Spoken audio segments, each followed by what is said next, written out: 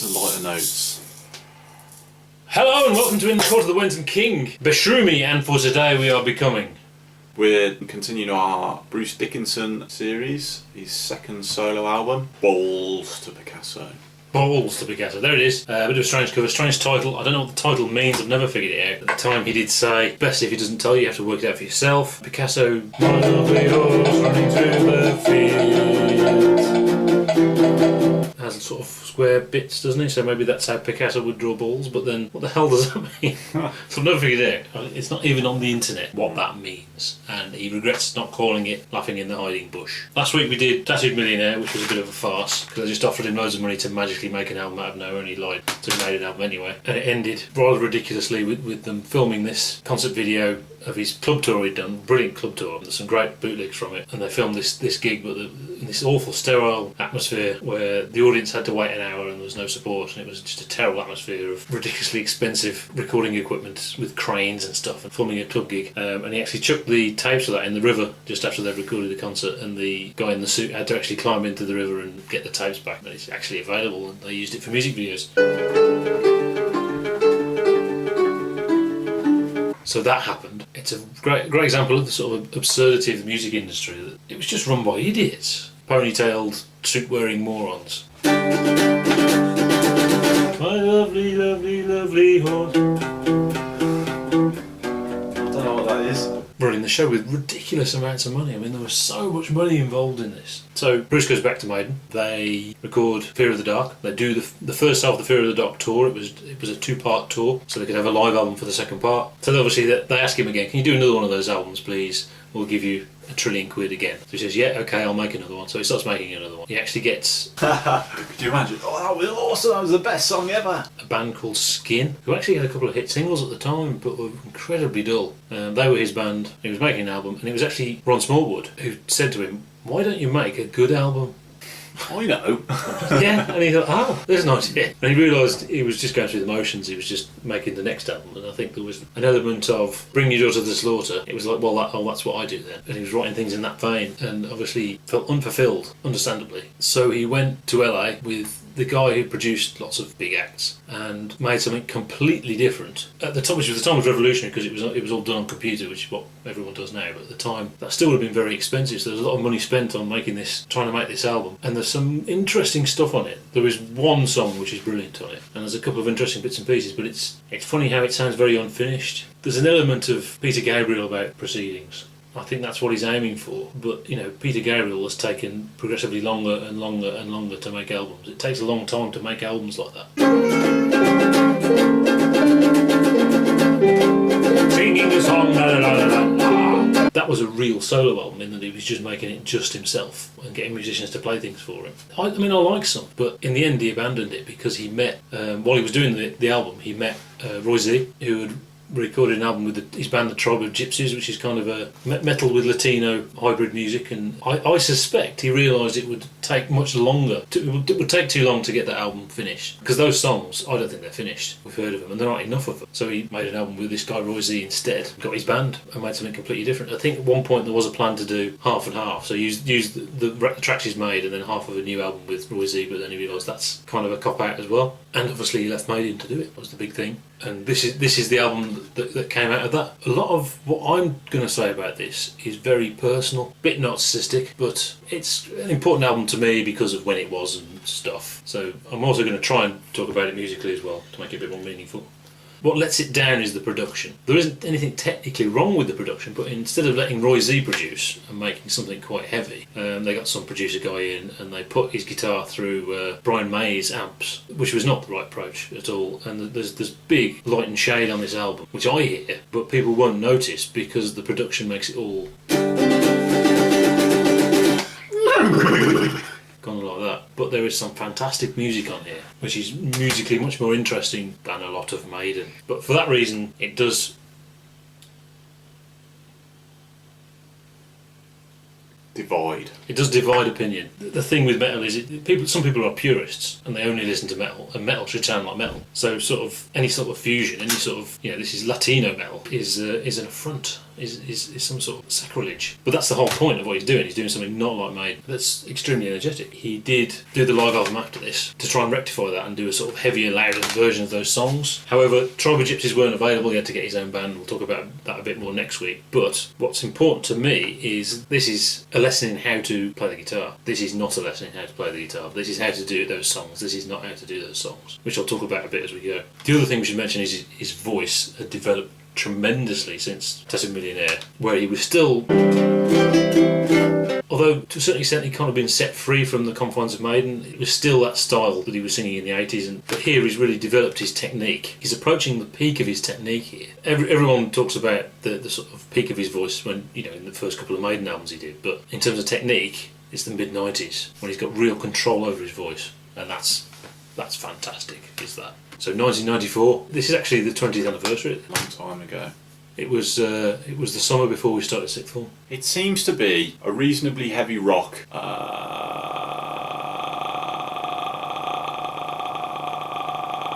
album. Decent guitar, some nice choruses, and some ridiculous lyrics. I tell you what, I did when I listened to it. It made me want to put Black Sabbath on, man. That's interesting. That's very, very interesting. Yeah. We'll talk about that in a minute. So actually, I've got a lot of Black Sabbath conflated in my mind when listening, because I'd listen to this and then I'll put a bit of Black Sabbath on. Ba ba ba ba ba ba ba ba.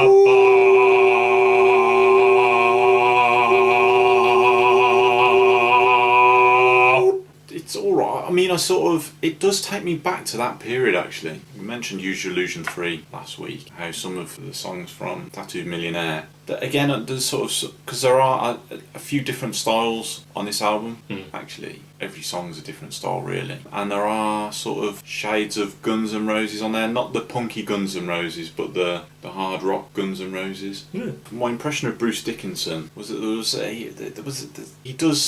he did fencing, he was quite a good fencer. Yeah, he was still doing it at this point. Yeah, he flies planes. Writes books. And he writes does books. radio shows. He makes films. It's a little bit of everything. It's sort of, is that a jack of all trades? Not really getting to the meat of any of them. But he wants to be a sort of Renaissance man, doesn't he? Yeah. That's the thing. I seem to think there's a sort of, he seems to pick from subjects which you would expect to be in heavy rock, and there's a sort of authenticity issue with that. Is he picking that because he thinks it should be? That's what hard rock should be, or is he picking that because that's what floats his boat? I think it does actually float his boat. Wow. I mean, some of the songs are definitely authentic and personal. Some of the songs about politicians. Yeah, and that was my next issue. The political stuff seems kind of naive and not very interesting, basically. And that sort of feeds into that sort of idea I've got of him maybe not getting to the meat of what kind of things he's going for. But that could be just just me reading too much into that. But the big thing for me personally is the elements of some of the songs, but it's the guitar playing, and at the time when fashion had dictated what guitars should sound like, and of course this something which was kind of contemporary, but and of course included someone with a very authentic background. This wasn't someone who was middle class and trying to be rebellious. This was a guy from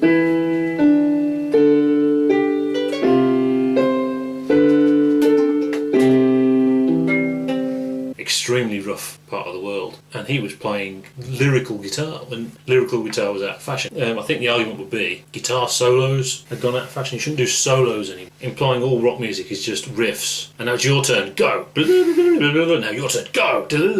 Well, that's exactly what Iron Maiden do. But not all music is like that. You can do anything. You don't just have a riff and a solo and then the riff. Some music does. Yes, and some music just has a riff. What we're talking about is lyrical guitar went out of fashion, that's all, and this has lyrical guitar, and that was important to me at the time and informed me as a musician very much at the time. And it is interesting, I know it so well, but try and actually analyse it now, how much of that I've brought with me. This actually comes from me and isn't actually on the album. It's how I play that album. It's different. I was disappointed when I finally got to hear Roy Z live. I was very disappointed actually. He's more of a studio player than a live player actually. So what I've taken away from it isn't necessarily really literally there. Is it time for the first song? Yeah, let's do it. Cyclops. Let's hear the lyrics. Yeah, and we right from the start, so importantly, right from the beginning, yeah, we have E. And it's E again. But then we get the flattened fifth. The flattened fifth, the tritone, the evil note, the one Bart thought was the devil's note. Iron Maiden don't use that note. And obviously it's when you said Black Sabbath. It was exactly that first few notes of Cyclops that bring Black Sabbath straight into my mind. Like. It's very long, but musically it's there's a lot of stuff going on. You've got something very nice happening rhythmically. You've got the riff. Which is almost the Lark Songs in Aspic Fripp thing, almost. You know, so he's using modes that are interesting and are not generic rock. I think to a lot of people they'd hear it as generic rock. A lot of that's to do with the production. If it had a heavier production, you had the heavy and the lyrical guitar, very soft bits, and then the very heavy bits, it would have more impact. There's also a great example on this of how things should be played and how things should not be played on the live album with the other guitarist we'll talk about next week. On the live album he plays this sort of... Because you know that's how a rock person would play it. Because on electric guitar that sounds big noise, and of course it's not played like that at all. It's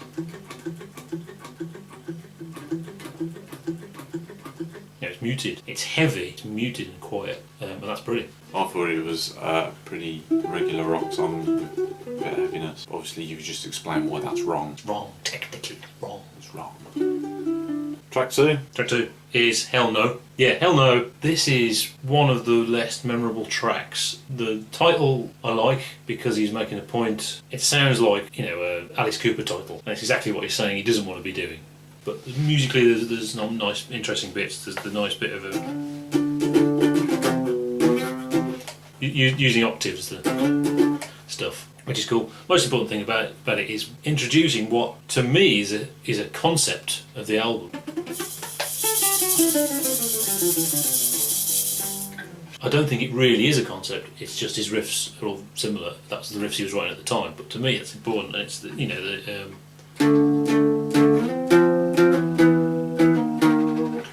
is something we return to. Right? It gets by on its performance. So if a normal rock band played that with a banal singer, it would be completely forgettable. Yeah, I mean, it didn't do much for me, I have to say. Next song, Gods of War. It's kind of a cool, weird riff, but it's more interesting sounding than it actually is. It is just, but is unexpected, I suppose. So, but I like the riff. It's about war. War is bad. It does seem kind of Iron Maiden-y though. I don't know why. Dogs of War. That'll be the Iron Maiden version. Yeah. It's alright though, isn't it? Gods of War. Quite like that one. Yeah, it's got a sort of profound heaviness to it, which again would have benefited from better production. Heavy production. Yeah, we like the heaviness. Yeah. The heaviness is where this album wins. 4,000 points of light. This is the aforementioned political song about politics and about being a bit sort of dishonest. Like you said, it's obvious. It's always topical. I mean, it's particularly topical. We were talking about Question Time earlier, you know, that's all right. But, you know, again, we're back to the tritone, which is very cool, and which is kind of cool. But that very heaviness is offset with the catchy chorus. Very sort of Dickinson-esque catchy chorus. So that's How cool. does the chorus go? 1,000 points of light. A bit like Oasis, that does.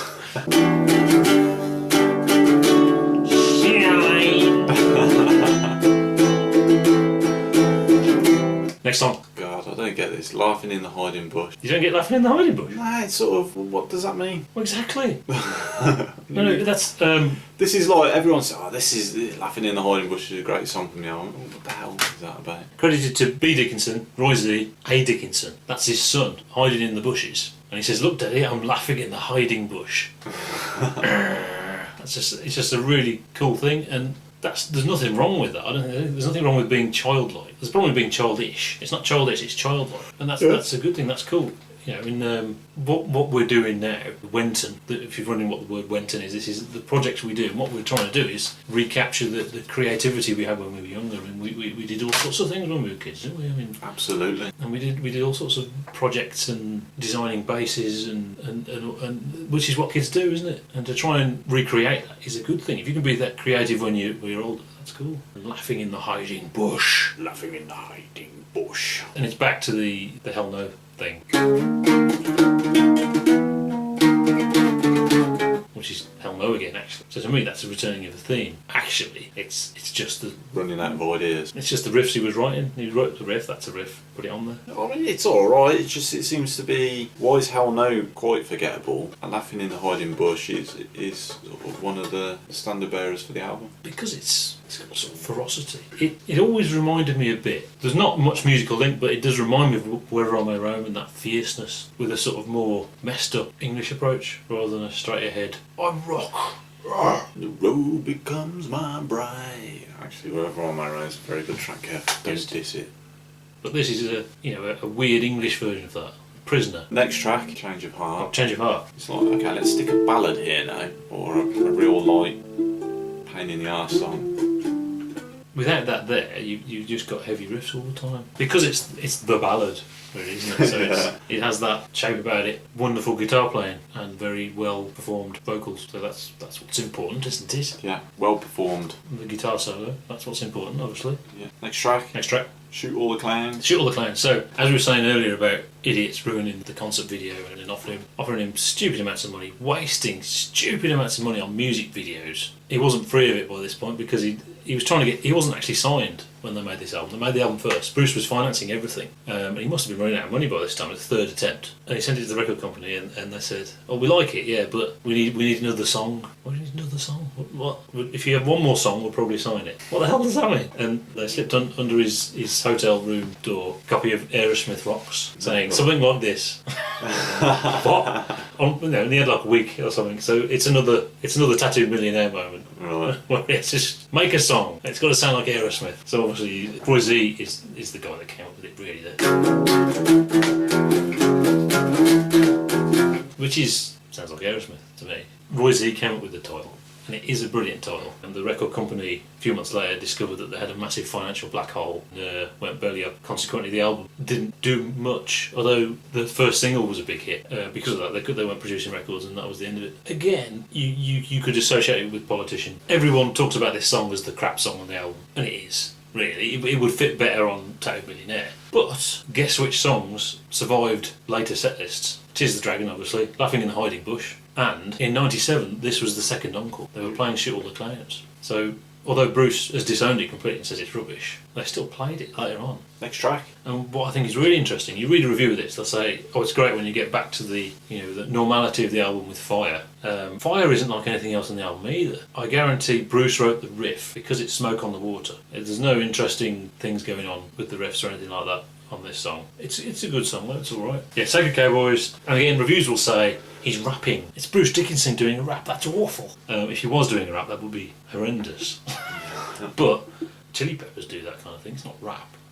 Hendrix did that, It sounds a bit, he's too well spoken and he's got too much control of his voice, so it doesn't sound right. You need another guy who's just a shouty person to do that kind of thing. Yeah. It's a cool riff though, very cool riff. There's references to American history and whatever, which is obviously a reference to Run to the Hills.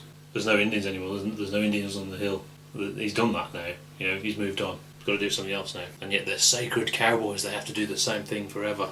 It's the bit where he goes on about John Wayne. Oh yeah. Yeah, he thinks, I'm not a big John Wayne fan. I have a very negative thing set up in my mind about John Wayne. I watched Full Metal Jacket when I was very young. Oh right. And when in the bit when with Lee Ermey doing the Sergeant Major thing, drill sergeant thing, and Joker says he thinks he's John Wayne, and Lee Ermey goes flipping mental at him. Well, that scared me when I was a kid. Oh right. Yeah. So whenever I hear anything to do with John Wayne, it's sort of I've actually got a psychological hang-up over it. That's really interesting. Yeah. Right, moving on, last track.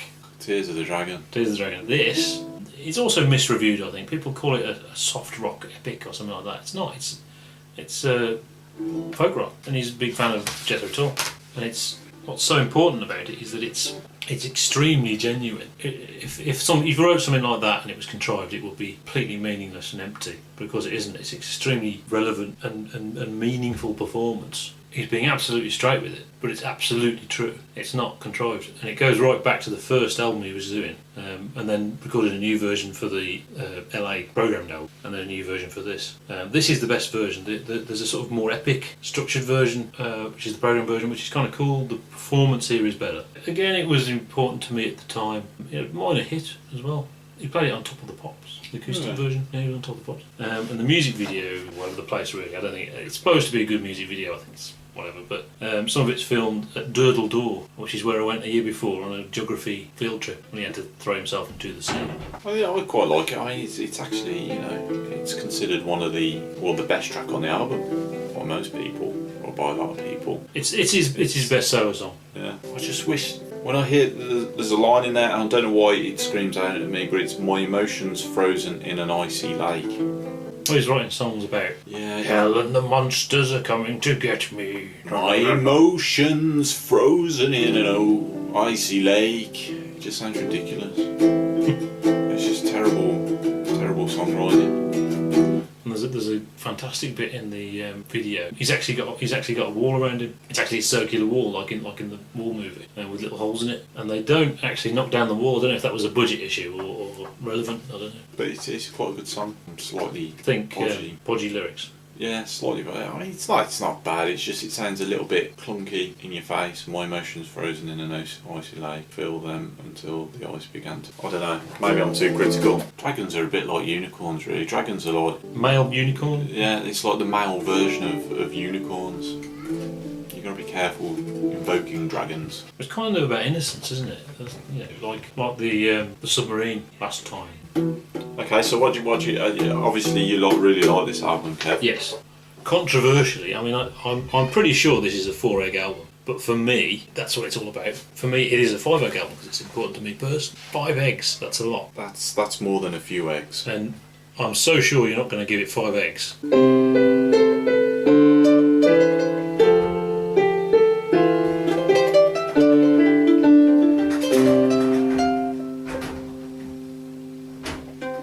Smash this egg. Okay, that's how sure I am. I think this album was to do 2 things really, yeah. One, it was to sell copies, lots of, make money. And the second was, there's a bit of separation between himself and Iron Maiden.